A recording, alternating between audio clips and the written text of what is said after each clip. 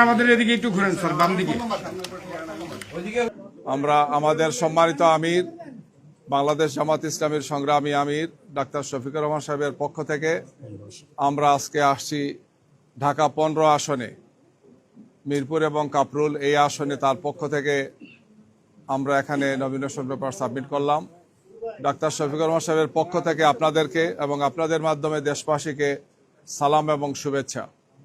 আজকের এই nomination paper সাবমিটের অনুষ্ঠানে আমরা এখানে উপস্থিত আছি আমাদের সম্মানিত সহকারী সেক্রেটারি জেনারেল জনাব আব্দুল হালিম, পাশে আছেন কেন্দ্রীয় নির্বাহী পরিষদের সদস্য, ঢাকা 13 থেকে যিনি ইলেকশন করার কথা কিন্তু আমাদের সমঝোতার আসনের কারণে আমরা জনাব মাওলানা মুফতি মামুনুল হক সাহেব, বাংলাদেশ খেলাফত মজলিসের আমির, তার জন্য তিনি এই আসনটি আমাদেরকে স্যাক্রিফাইস করতে হয়েছে।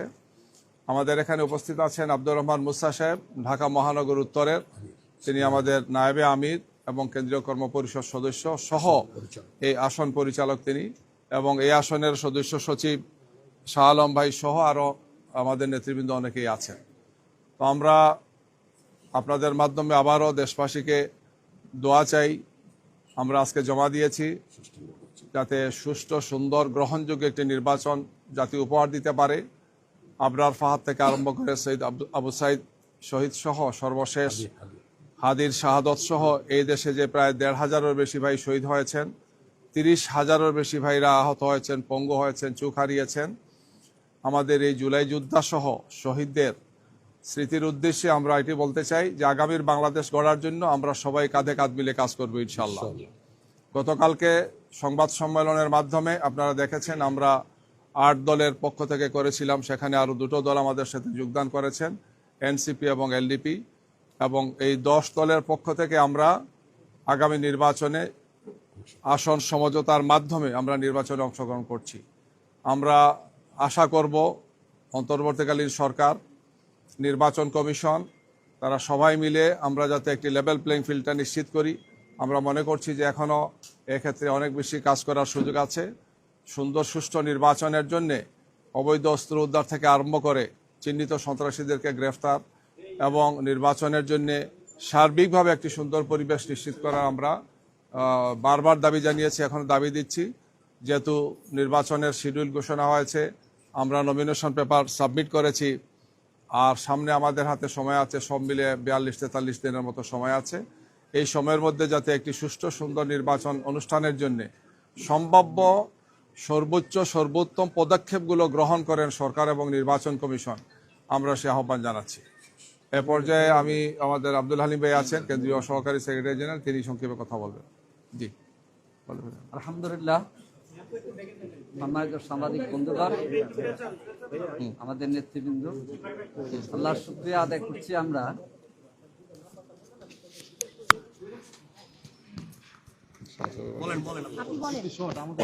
মানবিক বাংলাদেশের স্বপ্নদ্রষ্টা, বাংলাদেশের মানুষের প্রিয় নেতা ডাক্তার শফিকুর রহমানের পক্ষ থেকে তার মনোনয়নপত্র ঢাকা 15 যে বিবিআইপি আসন এখানে আমরা জমা দিয়েছি।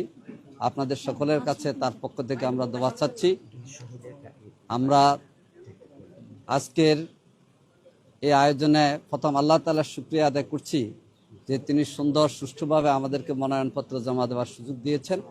আমরা আশা করছি 24শে গণঅভ্যুত্থানে যারা জীবন দিয়েছেন, সর্বশেষ শহীদ হাদি সহ তাদের এই রক্তের বিনিময়ে যে আমরা নতুন বাংলাদেশ পেয়েছি, এই বাংলাদেশের গড়ার ক্ষেত্রে আমির জামাত ডাক্তার শফিকুর রহমানের ঘোষণা মোতাবেক সবার জন্য বাংলাদেশ, ঐক্যবদ্ধ বাংলাদেশ গড়ার জন্যে ডাক্তার শফিকুর রহমানের স্বপ্ন, আমরা সে লক্ষ্যে কাজ করে যাব। আপনারা সহযোগিতা করবেন।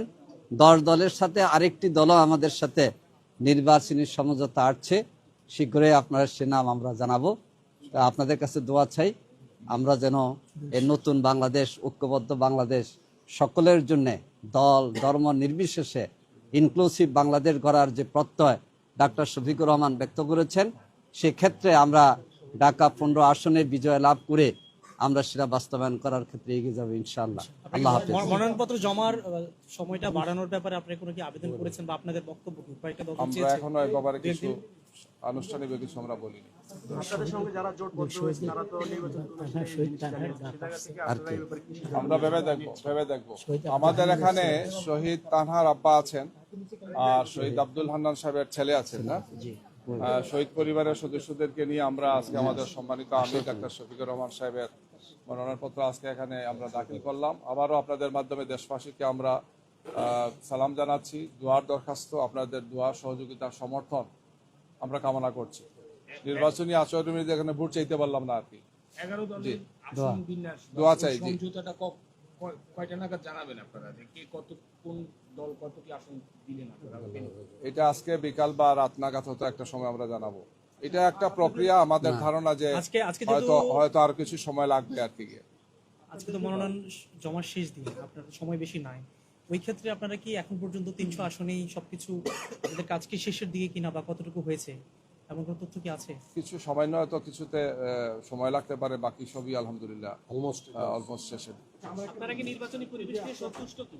আমরা তো বললাম নির্বাচনের পরিবেশের জন্য নির্বাচন কমিশনকে আরো দায়িত্ব পালন করতে হবে, লেভেল প্লেইং ফিল্ড সহ ওনারা যাতে সর্বোচ্চ দায়িত্বশীলতার পরিচয় দেন সেই আহ্বান আমরা তাদেরকে জানাচ্ছি।